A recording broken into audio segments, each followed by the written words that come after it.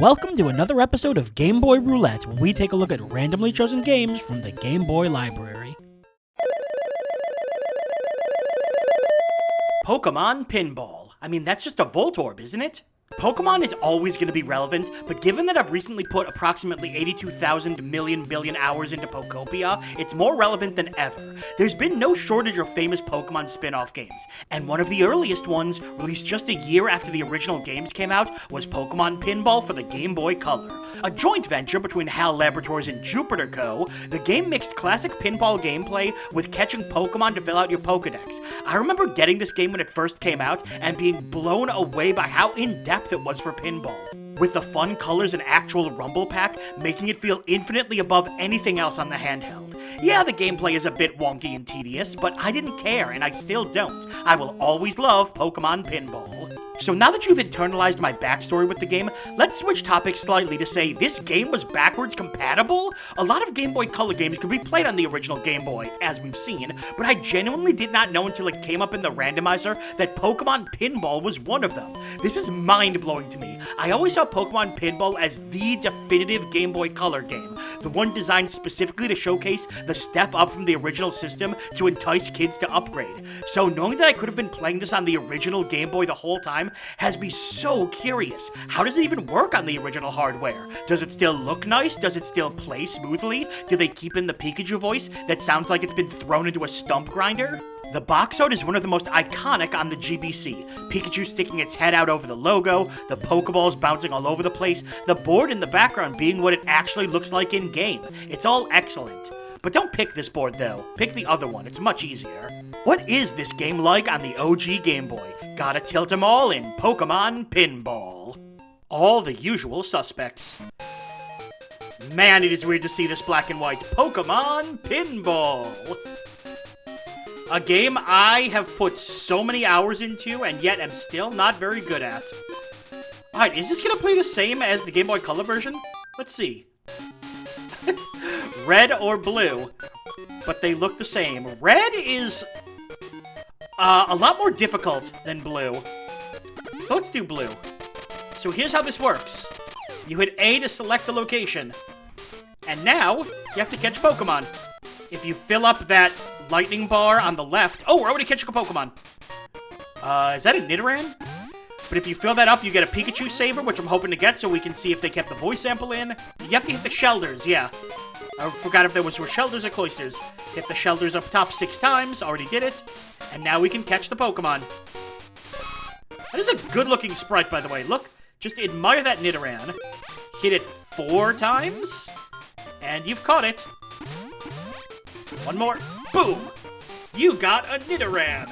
Filling out 3 Pokeballs gives you a bonus. There's bonus rooms with, like, Meowth or Diglett.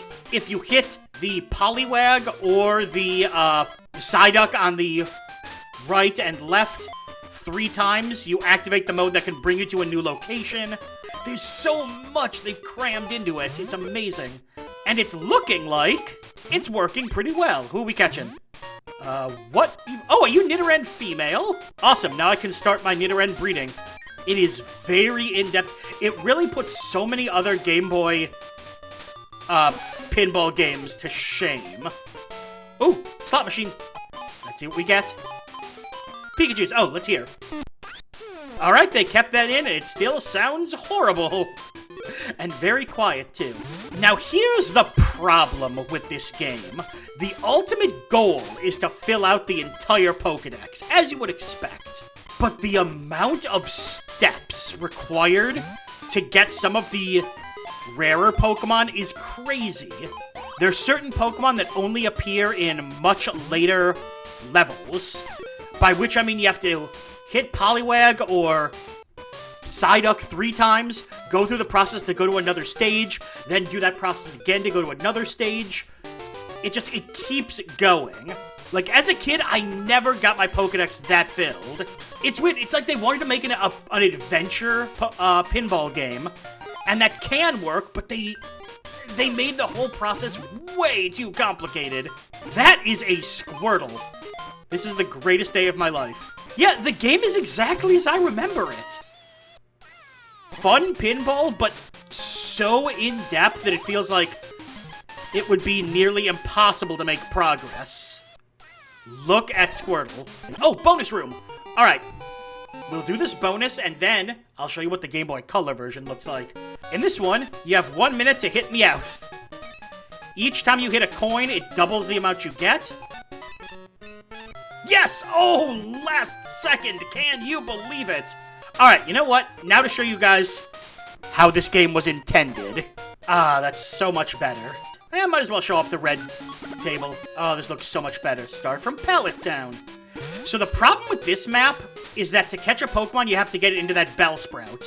And it's actually a surprisingly tricky shot. For all my issues with this game, for how complex it is, for how difficult it can be to catch all the Pokemon, for this map not being very easy, this game is a complete comfort game for me.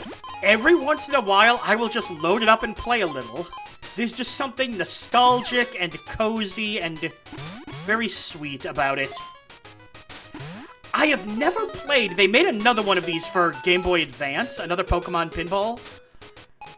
Apparently that one is far better, and wouldn't surprise me. Some point I'll play it.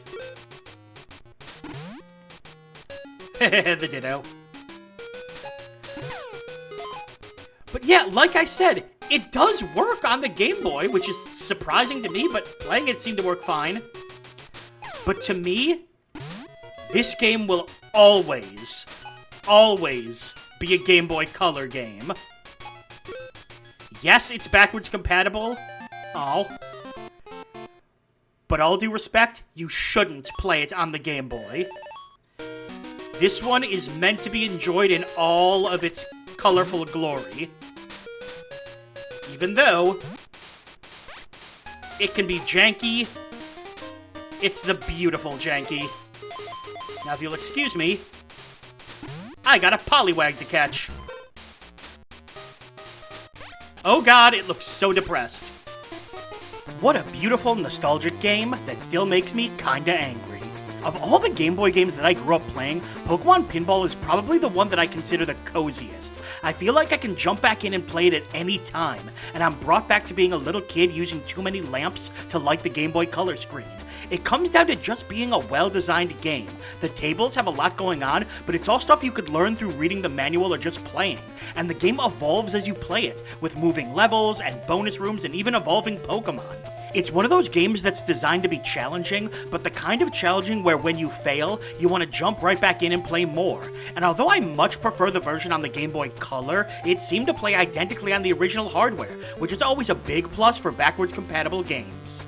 However, the game has always had one thing that I have a serious problem with, and I stress that this could very much be a me thing, but I really do not like the Pokédex system. Pokemon is all about giving you the freedom to explore and catch as many as you can, and usually catching is fairly straightforward. But here, the amount of hoops you have to jump through gets ridiculous. Some of the rarer Pokemon require such mastery of pinball skill that it makes them feel almost impossible to get. And since the pinball mechanics in the game are good, but still sorta wonky due to the system limitations, I really don't see how a kid would have the patience or even skill to get every Pokemon. I just wish the process had been easier, or at least less time-consuming, because pinball games with progression are some of my favorite. But that issue aside, it's like I said, Pokemon Pinball is the definitive Game Boy Color game, and one that I will always come back to for some fun, because despite the issues it has, to me, it remains the pinnacle of retro pinball games.